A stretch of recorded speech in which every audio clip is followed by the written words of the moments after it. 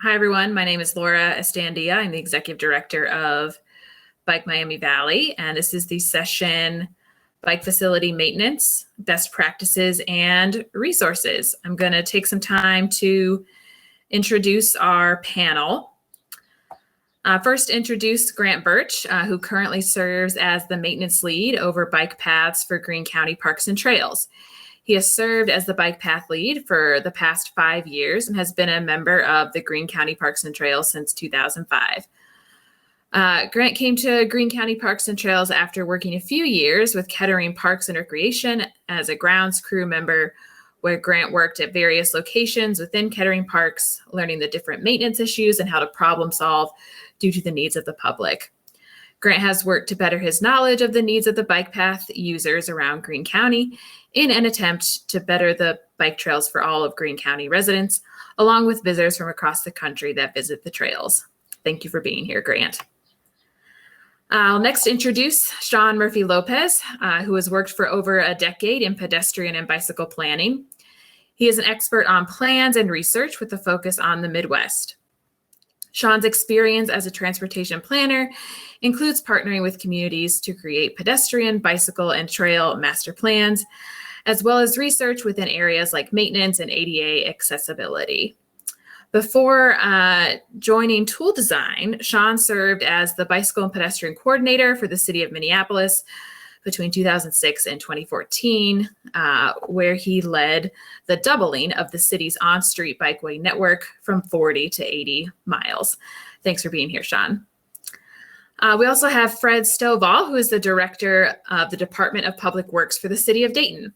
Mr. Stovall has served in the role since 2003.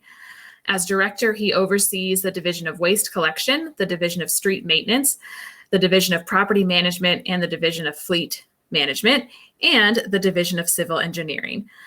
Mr. Stovall is an active member of the American Public Works Association. During his career, he previously served electric and gas utilities with DP&L and holds a Bachelor of Science in Management and Accounting. And last but not least, we have Joe Weinel, who is the Chief Engineer of Design for the City of Dayton.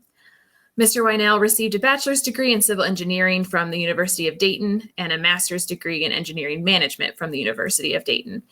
He has worked for the City of Dayton for 28 years and currently lives in Dayton with his wife and 3 kids. He is an avid runner and cyclist and has rode all but 30 miles of the regional trail system. Thanks for being here, Joe. All right.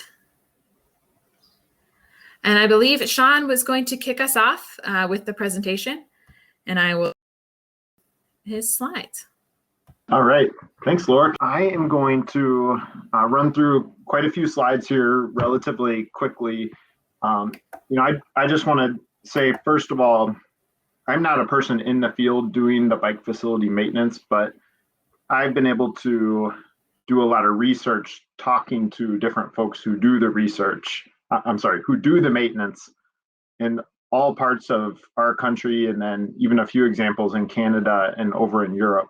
So a lot of what I'm going to share today is what we learned from a research project we did for a county in Minnesota that includes Minneapolis and the surrounding suburbs. So this picture is actually from Rochester, Minnesota. This is a picture of one of their city vehicles putting a fog seal on one of their trails, and I'll go into a little bit more about what that is. But on the next slide, I've just got the 4 main questions. And is this something where I can advance the slides, Laura? It looks like she's advancing the slides. All right, got it. So these are the 4 main questions that I'm going to cover today in my portion of the presentation. So why maintain bike facilities? How should bike paths be maintained? So getting into the specific methods that different agencies around the country use, like on the right-hand side. How should separated bike lanes be maintained, since those are becoming more and more common? And then I'll just cover very briefly at the end, what about winter maintenance? So why maintain bike facilities? Several reasons I'm going to walk through some information on. The first is that it increases bicycling. And there have been there was a study done about 10 years ago. On the next slide, you'll see an image from that study. This was in Vancouver by the author's last name was Winters, and then several other folks. They did 1,400 surveys of Vancouver residents, and they asked about 73. Would have been quite a survey to take, a lot of questions to answer, but 73 cycling motivators and deterrents. And on the right-hand side, of course, they didn't tell people if they were motivators or deterrents. They let the survey respondents determine that. But everything on the top was a motivator, and everything on the bottom was a deterrent to bicycling. The top motivator, as you can see on the left, was that the route is away from traffic noise and air pollution, which makes a lot of intuitive sense. And the biggest deterrent was that the route is icy or snowy. So that's why I included the information on the winter stuff at the end. But on the next slide, zooming in on the very bottom to look at the top 12 deterrents, there were two related specifically to maintenance. The number 3 reason people would not bicycle is if a route had glass or debris on it. And then the number 12 reason was that the route has potholes or uneven paving. And each deterrent could have a maximum score of -1, so that top deterrent had a maximum score of -0.86. So you can kind of see how they relate to that biggest deterrent of ice and snow. So on the next slide, we also know that it improves safety. And there was another study. The Canadians have been doing some great studies. They're pretty similar to our culture as far as the amount of bicycling. So we feel like this is a pretty good comparison to use when we're looking at the United States. In 2014, they did an interview of people who were injured while riding their bicycles, and they ended up in the emergency room. And they did this in Vancouver and in Toronto. They grouped the circumstances that led to these crashes into 6 main categories, and 10% of the main circumstance that led to a crash was something related to maintenance. So they say here, a collision with other surface features, for example, potholes, rocks, roots, leaves, and ice. So 69 out of 690 people who ended up in the ER while bicycling, it had something to do with maintenance. So the next one is that it saves money over the long term. So I'm going to spend this is my most detailed section of my portion of the presentation, because I think the fiscal reasons could sway a lot of policymakers and other folks who are working within agencies to be good stewards of taxpayer money. So on the next slide, this chart right here shows the average cost of different types of bike path maintenance. And here I'm talking just about multi-use paths that are separate from roads. These are all for asphalt related bike paths. And of course there are other types, but asphalt is the most common. So we, in 2016, when we did this research for this, the county, Hennepin County in Minnesota, we called a bunch of different contractors or vendors, and we said, what is the cost of these different maintenance activities? And these were the costs we came up with. I'll go into a little more detail, of course, of what each of these actually looks like.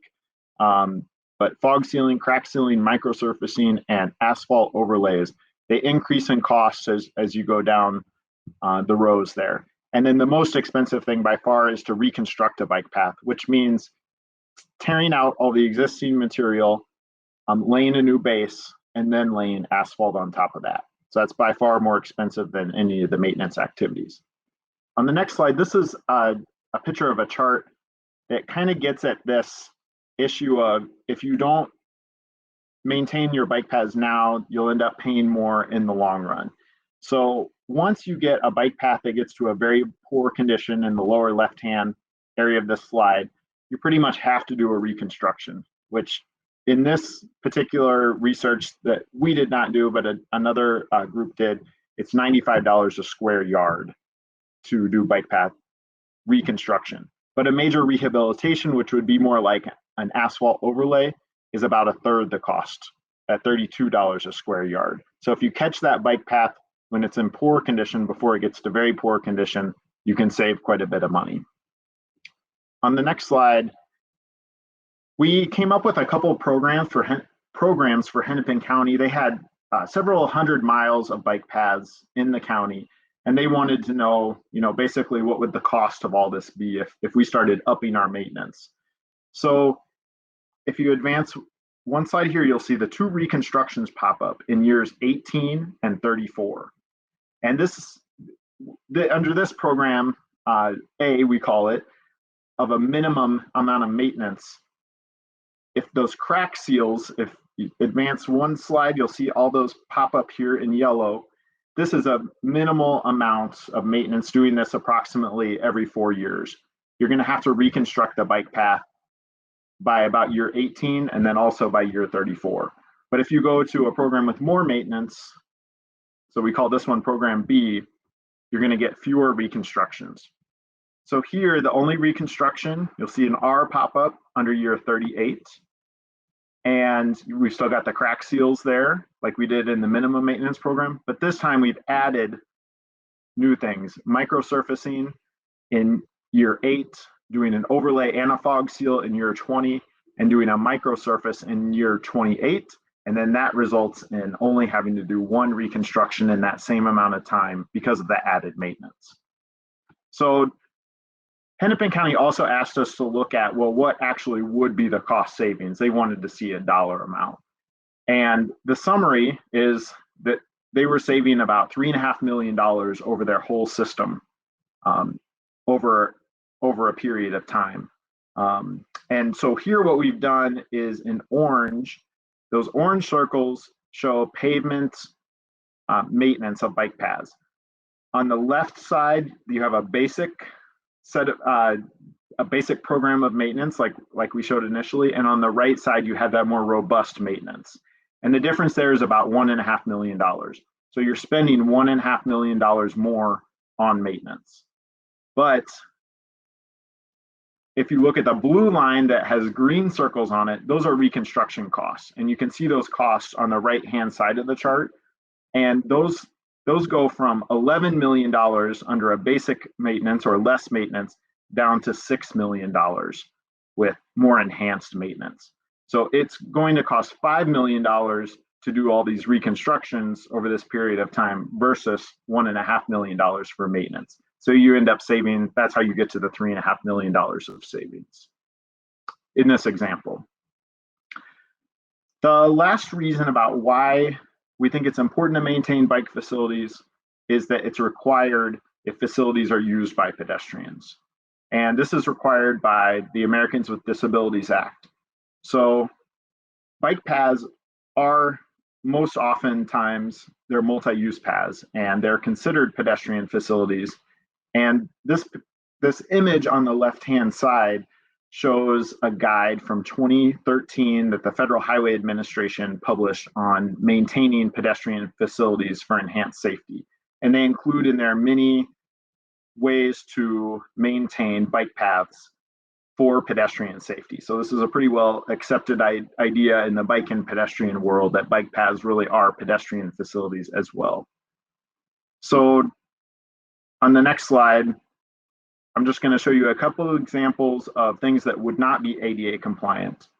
So vertical misalignments actually of a 1/4 inch or more, I probably should have written a 1/4 inch instead, although 1/2 inch is acceptable if there is some beveling or some grinding down of slopes to a 50% slope or a 1 to 2 slope. And I don't have charts to show all what that is, but there's some good charts out there and some resource guides that illustrate this.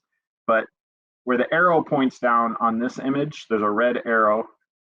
That's where you're going to have the ADA compliance problem with this particular multi-use trail. Then another scenario that happens quite often is prolonged disruptions due to snow and ice accumulations. And in this slide, the red, it's a little hard to see because it's a winter wonderland. You don't know it till you walk up to it or ride your bike up to it, but there's a pile of snow right here. And obviously in this community, this is in South Dakota, they are clearing their bike path, or maybe it's not quite obvious, but they did clear it here, but a plow had pushed up snow into a ridge, and going back and making sure that ridge doesn't last very long, that's an ADA compliance issue as well. And so on the next slide, I'm going to shift to a totally different section here. So that's all the why. So how should bike paths be maintained? The first picture I started out with, that was fog sealing in Rochester, Minnesota. This is in a suburb of Minneapolis right here. This is what fog sealing looks like. This is what it looks like when you get a little off the edge of the bike path and start spraying it onto the grass. But it's just a real thin layer of oil. And the maintenance folks on here probably can explain this better than I can, but I like to see the pictures of these things. On the next slide, this is crack sealing. And so this is cleaning out cracks that develop on multi-use paths and then putting some sort of a rubber filling in there. And then in this case, you have this paper going on top of the rubber so that when people are walking on biking or biking on top of it, that doesn't stick to their tires or their feet. Then on the next slide, this is microsurfacing, and this is just a little thicker than fog sealing. You can see out in the distance, they have a machine. This is in Hennepin County. This is their park district doing this on one of their trails, and then they have someone following it up to smooth it out and closer to us in the image. And then lastly, doing those asphalt overlays. These from what I remember doing this research, these were approximately 2-inch overlays. And this was on top of an existing bike path, so it's not removing anything. And this typically lifts the bike path up an inch or two above the surrounding landscaping. And this is from Brookings, South Dakota. It's an asphalt overlay onto one of their bike paths. So another way that bike paths can be maintained is to develop some sort of a rating system and then a maintenance program. So there are already rating systems out there for how to maintain roadways, and there's a system that was developed that the Three Rivers Park District in Hennepin County, Minnesota, adapted to their bike path system. And what they did is they just have a 1 to 10 system. A 10 is a new path, and a 1 is a bike path that has totally failed as far as its surface rating goes. And in that third column, this describes what the path looks like. Just different visual cues so that when an inspector goes along and looks at this, they can classify each section of bike path that they have in the county. And then on the right-hand side, that right-hand column shows, well, what type of maintenance is warranted with a particular number. So I'll just pick out a number here, number 5. It says surface is aging, sound structural condition, needs a seal coat or thin non-structural overlay of less than 2 inches. So something like a fog seal would be appropriate there, and there would be no milling needed. And I see down at the number 3 on this, it says milling and removal of deterioration extends the life of the overlay. So as you go down the chart, you see more maintenance is needed. Doing routine inspections, we learned from several agencies around the country that it's typically the maintenance staff who is out there, or it's their supervisors who are going out and they're doing those ratings, or they are giving information back if they don't have a rating system to the folks who are making decisions about how to do funding. So those are the people that we tried to talk to as much as possible to get their firsthand experience.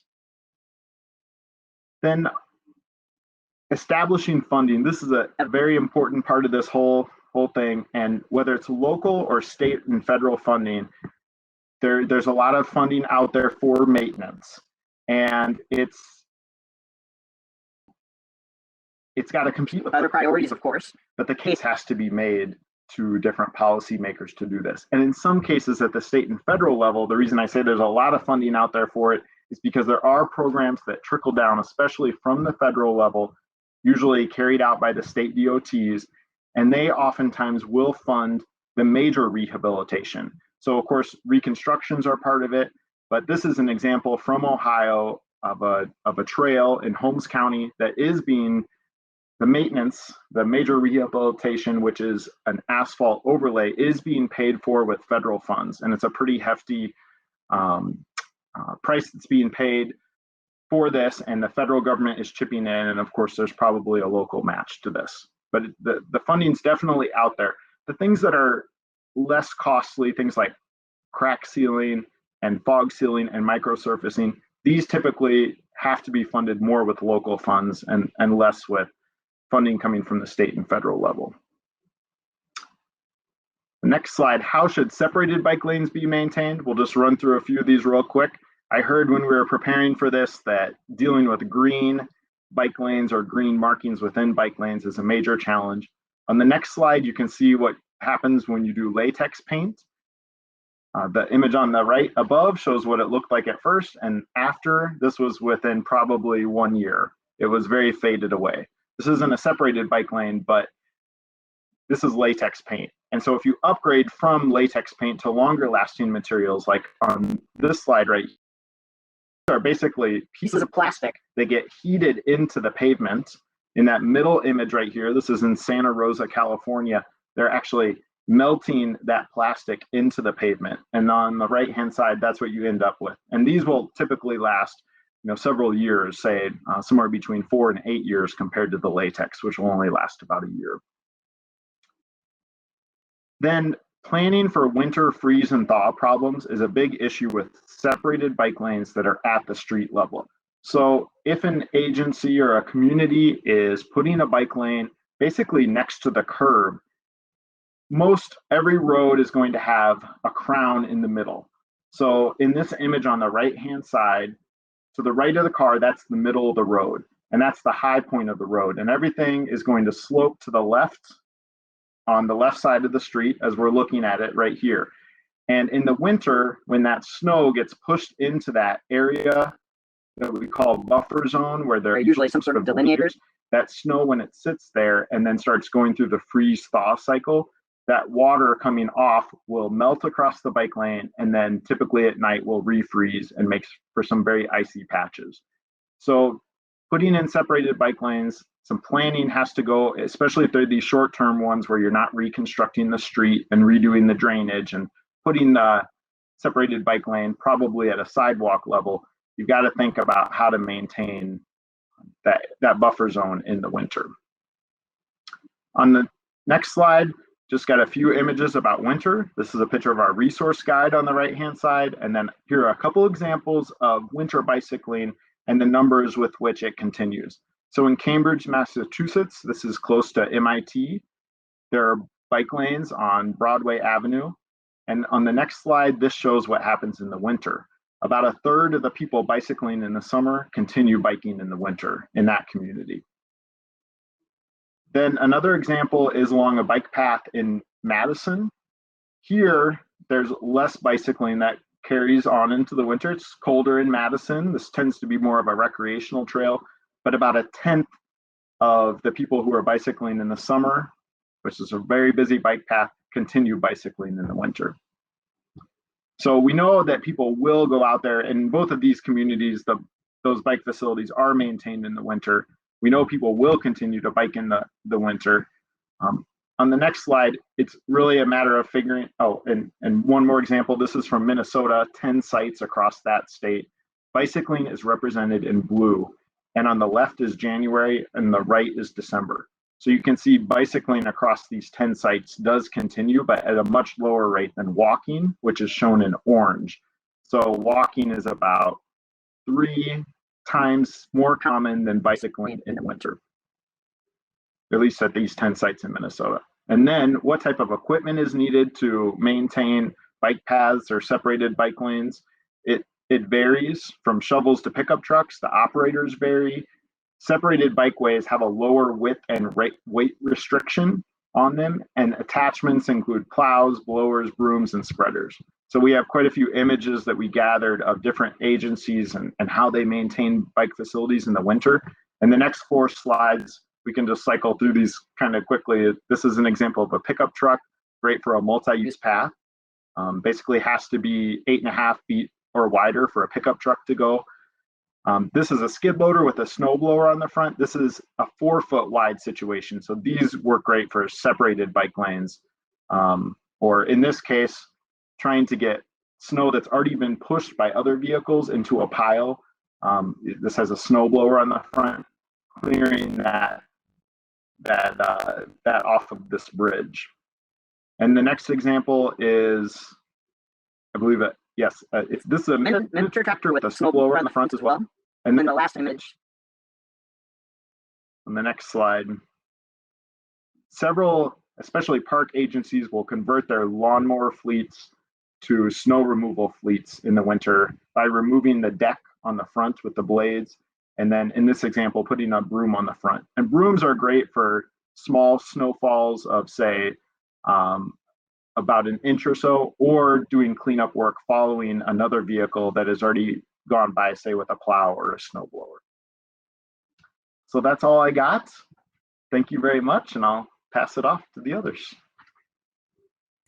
So thank you, Shaun. That was a great presentation. Some of the things that you covered, I'll touch a little bit on, but you did a great job and covered the majority of it. So thank you.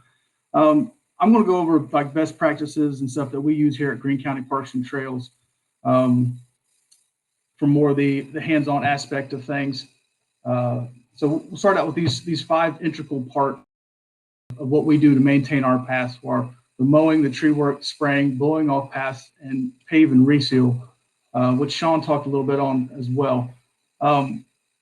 These 5 things for us, it seems to like work together as a group, and they all kind of play off each other in helping with the longevity of our paths and give us that time in between where we don't have to do a lot of major reconstruction. We can do just like the preventive maintenance side of our work. It tends to give us longevity. So next slide, Laura.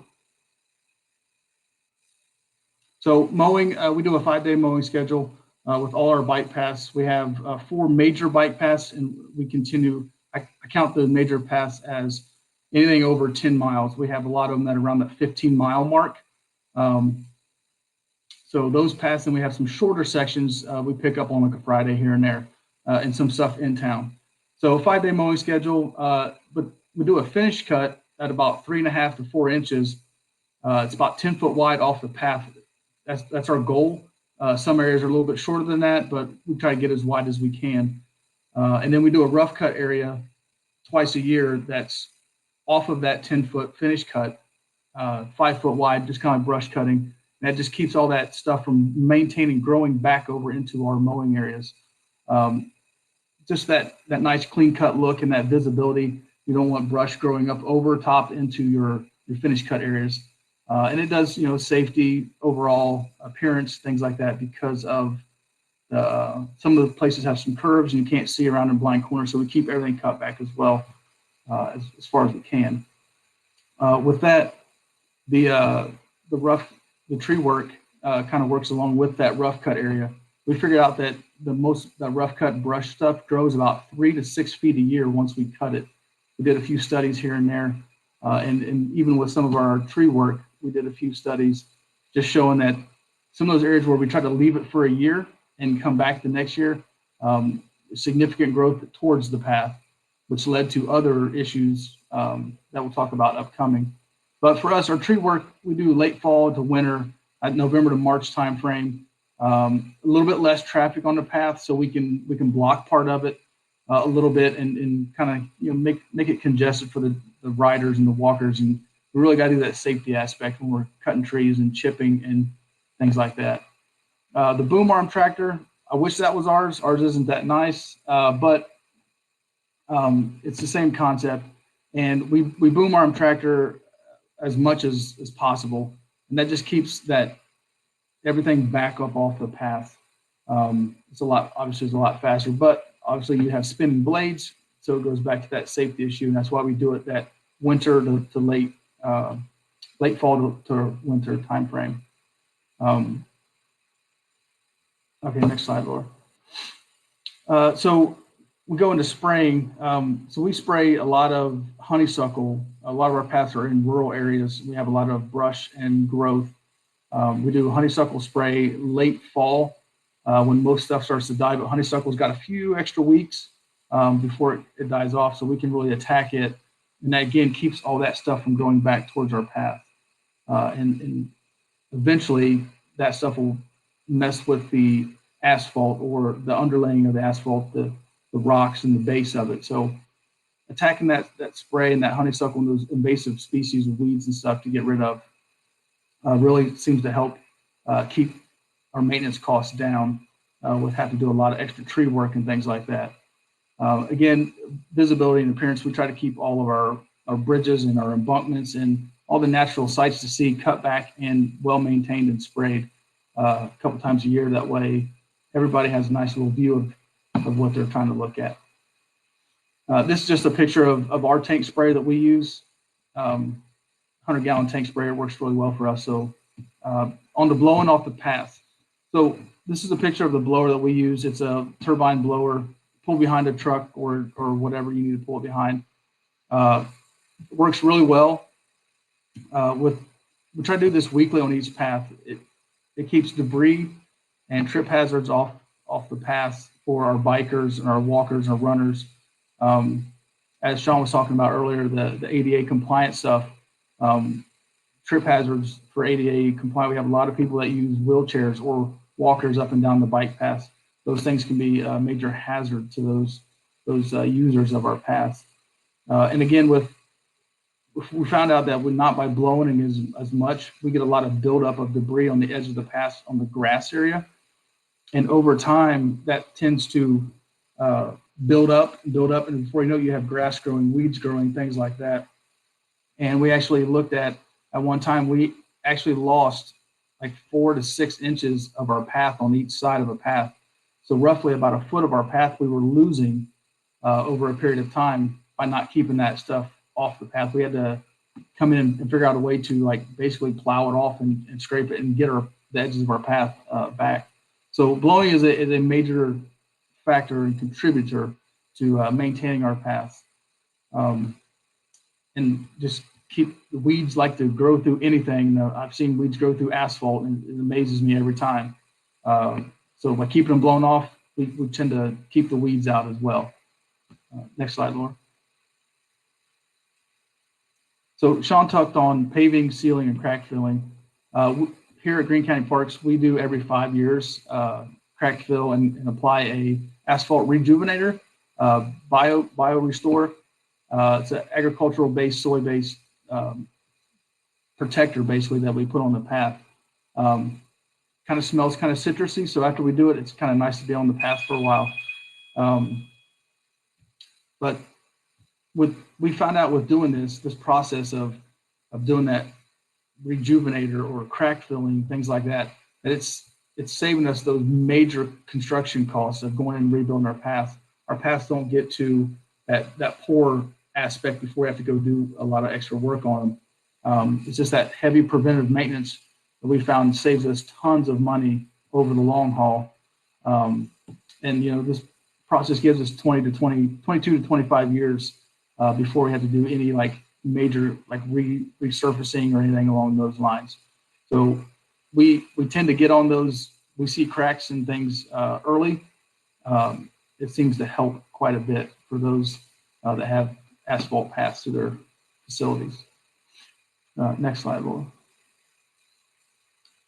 This slide, just some general maintenance issues that we come across on a regular basis. It seems like a lot of our paths go old railroad beds, so the railroad ballast is somewhat unstable at times, especially if you have floods, like in the picture on the top.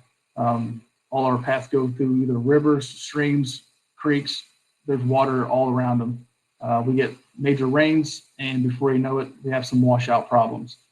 Try to think of inventive ways and creative ways to fix these issues, but it seems to be everything is kind of different. You got to attack each problem with a different solution most of the time. With washouts, we tend to put like large sized rocks, boulders, things like that in, and then sometimes we'll have to pound some posts and general stuff like that just to keep the bank from giving in. Along with the snags of the stream down in the picture on the bottom right, that's a huge issue we have here with all the streams running beside bike paths.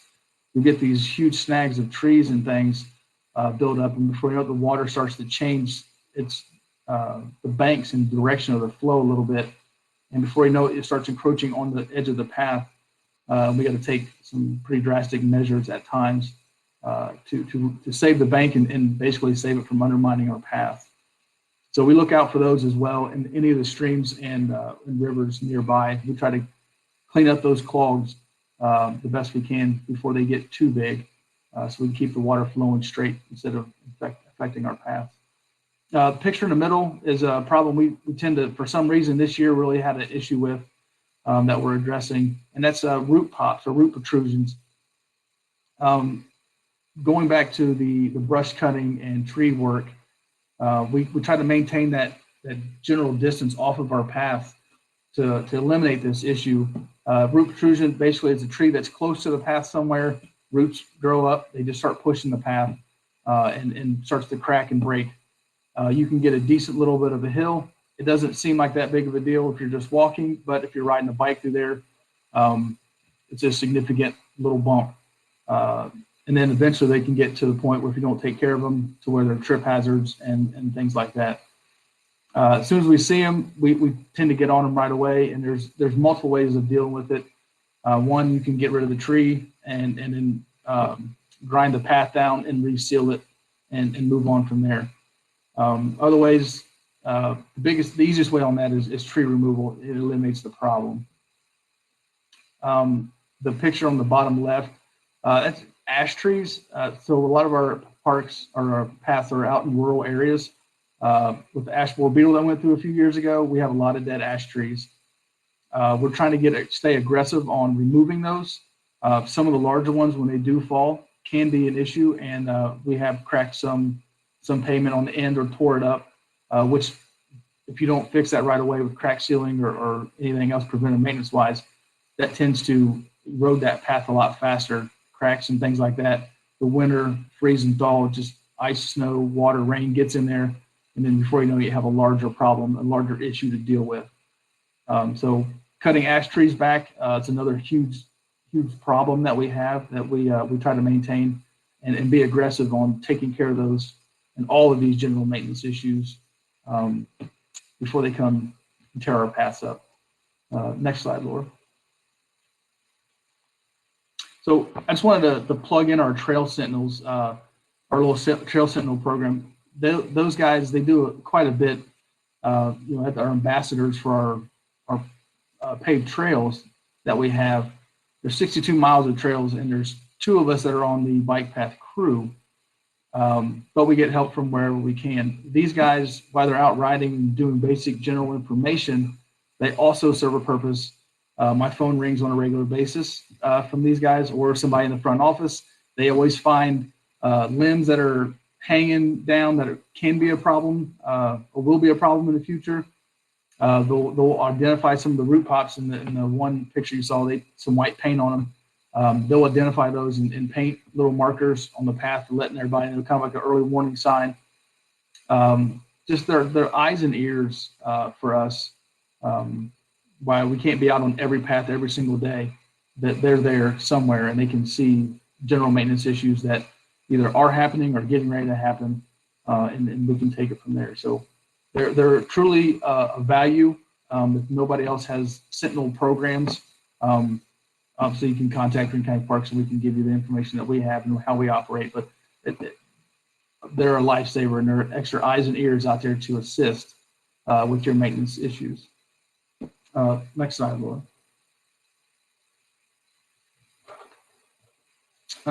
Just go over I just throw some future plans on there. Talking to the public and when we get a chance to talk to anybody on our bike paths throughout the day.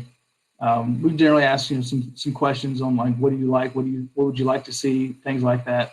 Some GPS mile markers. We attempted some markers in the past of just painting some basic general information on a stencil on the path with some paint. Obviously, it didn't last very long.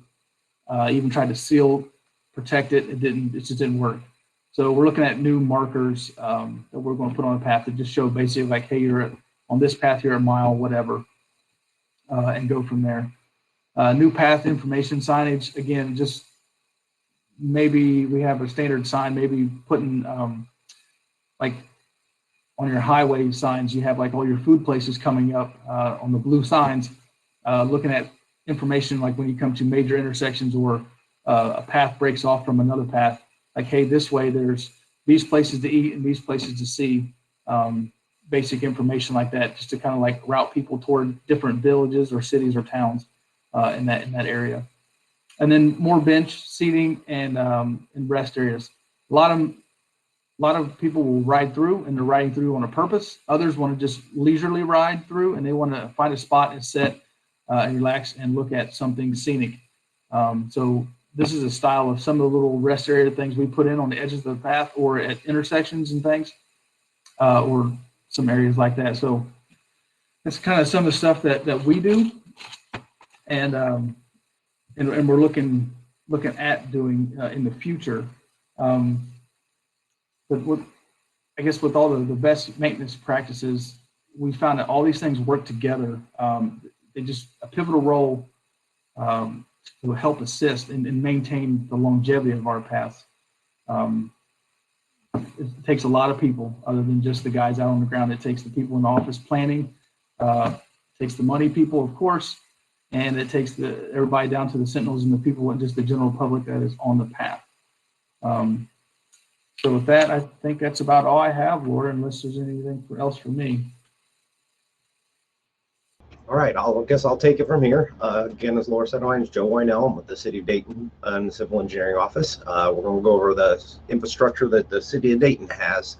I think I'll be handling all of this. Fred Stovall is having some issues getting on, so I think I'll be handling this. I'm just going to start with give a little background of what kind of infrastructure the City of Dayton has, and then I'll go into our maintenance issues. So, the first bike path in the city was constructed back in 1976. It was an 8.2 mile loop around the downtown. It was constructed by the Miami Conservancy District. Our first bike lane was part of our downtown two-way conversion. It was built in 2010. It was northbound Jefferson Street and southbound St. Clair Street. We had converted a few of our streets to two-way from one-way to two-way. These were the bike lanes were one-way streets that we had extra width, so we added bike lanes, and then a few of the ones that did get switched. We got our sharrows we put in on the eastbound 5th and westbound 4th streets. We installed sharrows that had two-way traffic on them. Next slide. In our current infrastructure for the city, there are within the city limits, there's 42 miles of separated bike path. 10 miles of it are maintained by the city. Those are pretty new projects that we put in. The rest is either maintained by the Miami Conservancy District or by Five Rivers Metro Parks. We have currently 14 miles of on-street bike lanes, 6/10 of a mile of protected bike lane. I'll talk more about that in a minute. We just installed here on Jefferson Street. And we have 7 miles of shared lane markings or sharrows, and all those are maintained by the City of Dayton. Next slide. So in the next 4 years, we do plan to make significant improvements here. We've got 4.6 miles of separated bike path planned, 5.6 miles of bike lanes. We got another street that we're going to be putting a protected bike lane on, Ludlow Street here in downtown. That's going to be a half a mile. And then we have 2 projects that are putting two-way protected cycle tracks in, or actually 3 projects that are doing that. So I will talk a little bit about one of those here coming up. So, and then we also have 1.7 miles of sharrows planned. Next slide. Okay, this is our infrastructure bike map here. It's got all of the regional trails plus ours. In color coded, so it shows the regional trails and it shows a few of those with the existing and the proposed. So you can see better if we go into the next slide. This is our downtown. So this shows the pink and the yellow here around the river. That was the original river system that was put in '76. And then you can see Jefferson Street and St. Clair there on the right side of downtown. There where we put the bike lanes, and then we also put in the separated bike path that I'll show here in a second. And also, we got our east-west from 4th and 5th that were Sharrows. They currently have been upgraded through the Sinclair area. Sinclair put those in. So next slide. So this is the existing and proposed for Jefferson Street. We had 4 lanes, and then the bike lane, and then parking was next to the bike lane. That was existing. And then the proposed, we kept the 3 lanes and all the parking. We moved the parking out, so there will be a parking and then a 5-foot buffer and then the 5-foot parking lane. You'll see next slide. And here's the existing conditions that just got installed this past winter. Here's a portion right there by the hub. You can see the parking out there with the buffer. The next slide. Okay, here's another farther north here. Same thing. It's on. We got asphalt and concrete, so we got the buffer and parking lane. We are going to be putting a little more markings out there. We're having a little issues with some of the people not realizing that the bike lane is, because these are metered spots. So some people are still parking next to the curb, blocking the parking lane, but we're working on putting more markings out there. The police have been working with us on that. So, hopefully that will solve here as people learn more about that. So, next slide. Okay, this is our Salem Avenue. We have this Salem Avenue and Wright Dunbar. We'll be putting in 2-way cycle tracks. This one's due next in 23, but Wright Dunbar's going this summer.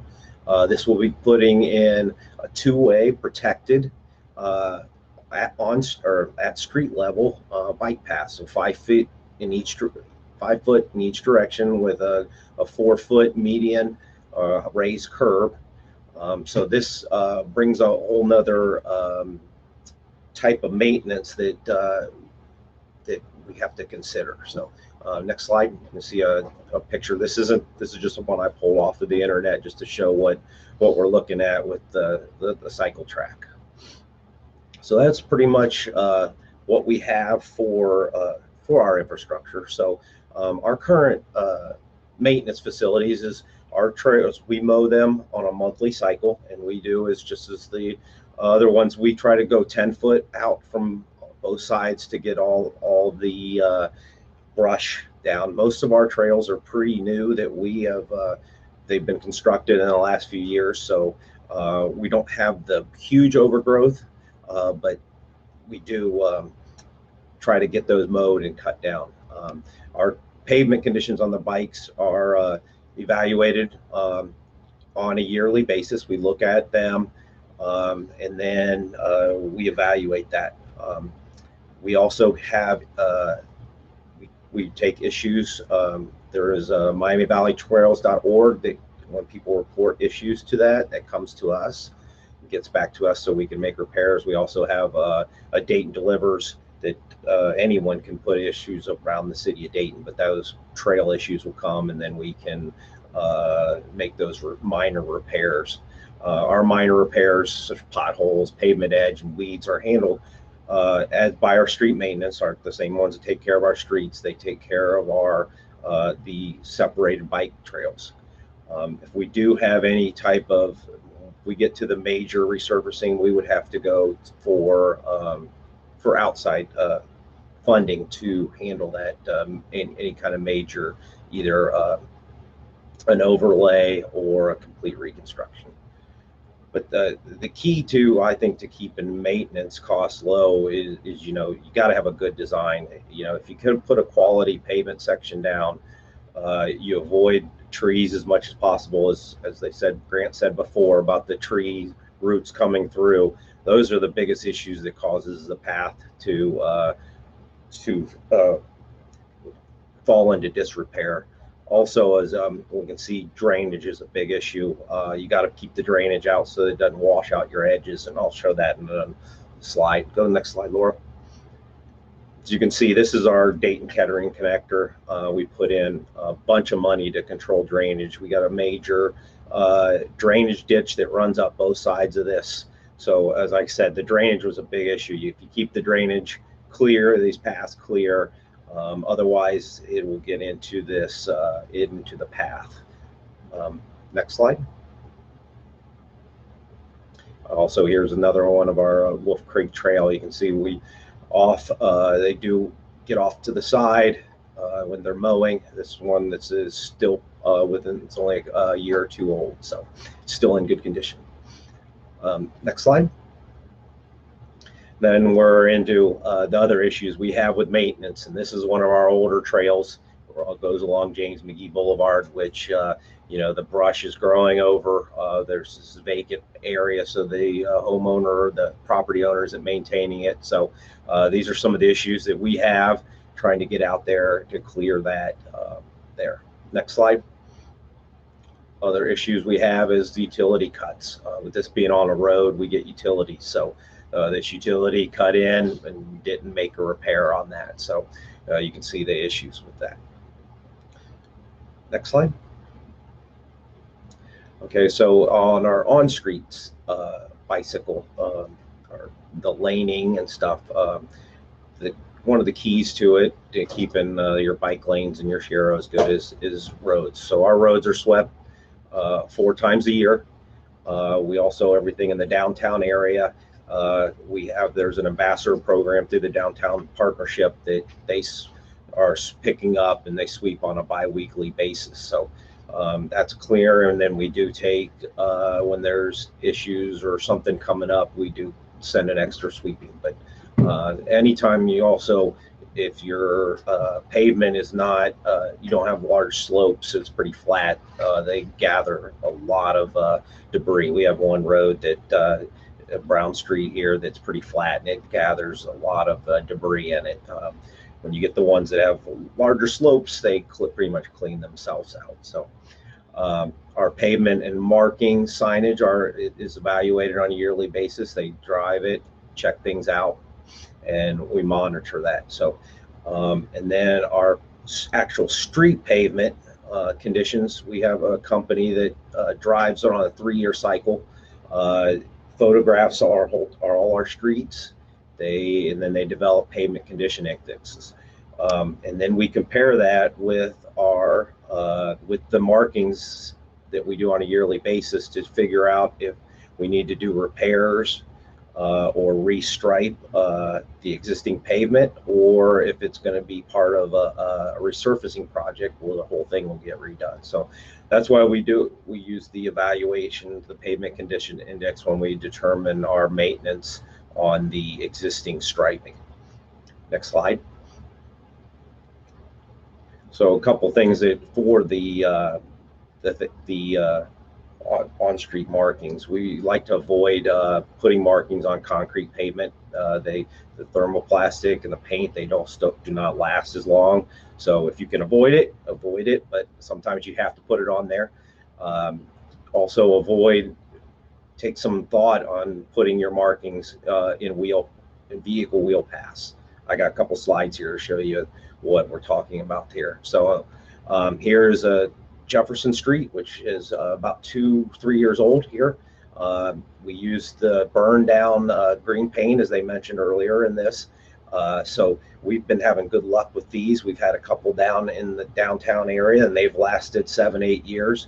If you keep them out of the direct wheel paths, which the solid green is not in a wheel path, and then the dash green is where those cars will cross over, they seem to last a lot longer. So that's one of the things you should consider when putting down your striping. Next slide. Also, here is another where this is 4 or 5 years old, and it's holding up real good with thermoplastic. Next slide. So here's where areas that it's not holding up as well. As you can see, this is a bike lane. You can see where the turns, all the cars that have made the turns, they're wearing out the pavement. So one thing you can do is move your bike lanes back a little bit, especially your bike symbol and your arrow. You can move them away from the crossings. They'll help them last a little bit longer, but there's not much you can do about your turning. But if you can avoid the wheel paths of cars, your pavement markings are going to last a lot longer. Next slide.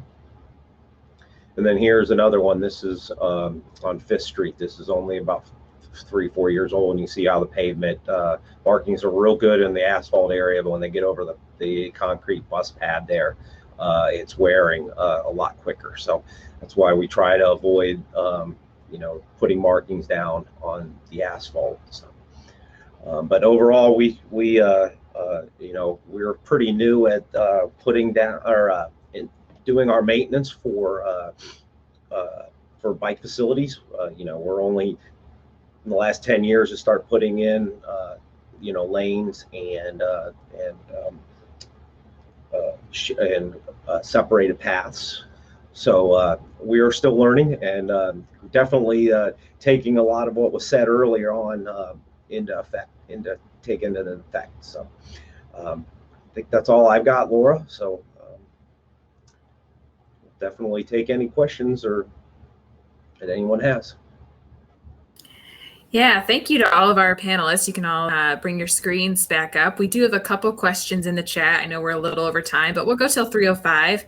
And then we're going to ask everybody to move over into track 1 for closing announcements. But we did have a question about what type of equipment is used to cut small diameter brush, less than 1 inch, that comes in horizontally toward the trail.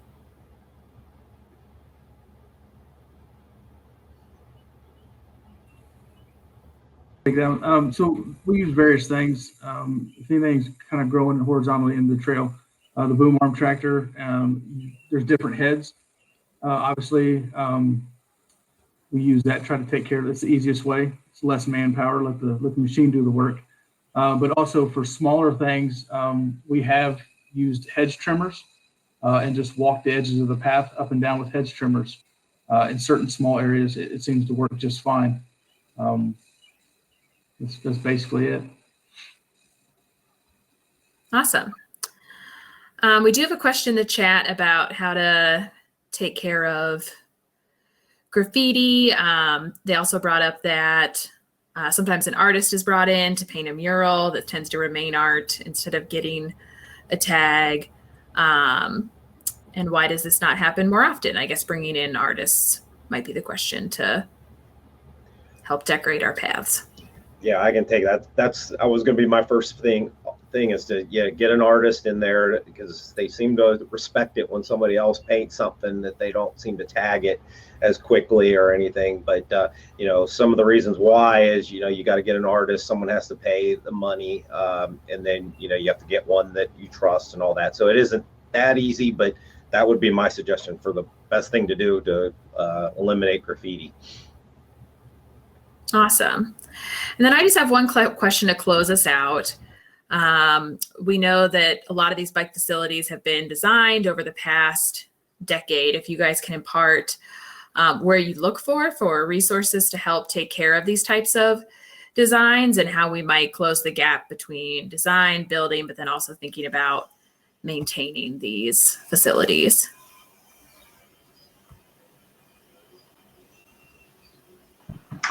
Laura, I would say there isn't a lot of information out there, not a lot of official guidance. We did a thorough literature review when Hennepin County hired us to do that bikeway maintenance study. And we found many different documents, but nothing specifically focused on it. It would sometimes be part of another document. So I'm definitely happy to share that with anyone if folks would like to see the literature review we did.